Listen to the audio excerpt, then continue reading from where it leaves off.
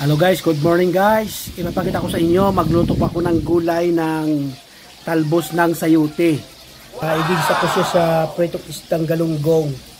Yan po yung ulam namin mamayang tanghalian. Nakakami sayote.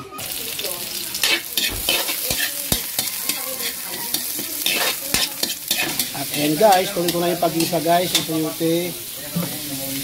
Lagyan ko ng toyo, kunti.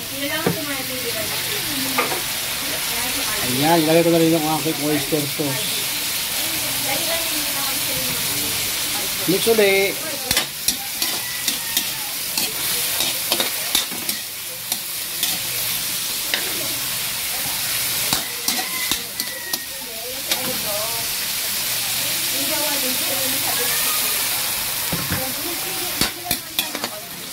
Ayan, pakulaan lang natin ng kaunti.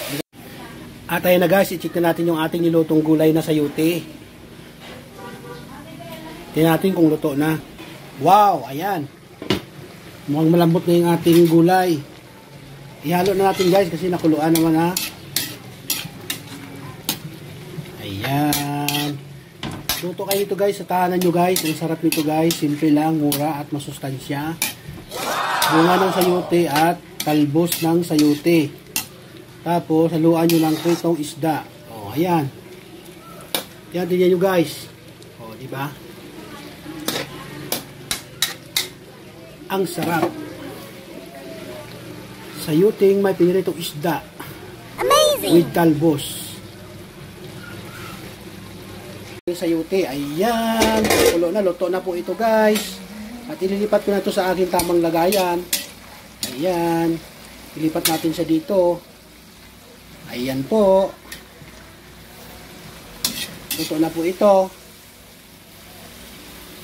O, akalain mo. Sayote lang yan sa kapritong isda. Ang sarap yan guys. Hindi ko siya masyadong sinabawan. No? Yan ang ulam namin ngayon, pananghalian. At ayan na guys, luto na yung ating sayote with talbos ng sayote at pritong isda. Ayan, ang sarap yan guys. Ayan, ilagay ko na siya dyan sa aking magandang lagayan ng ulam. O, diba?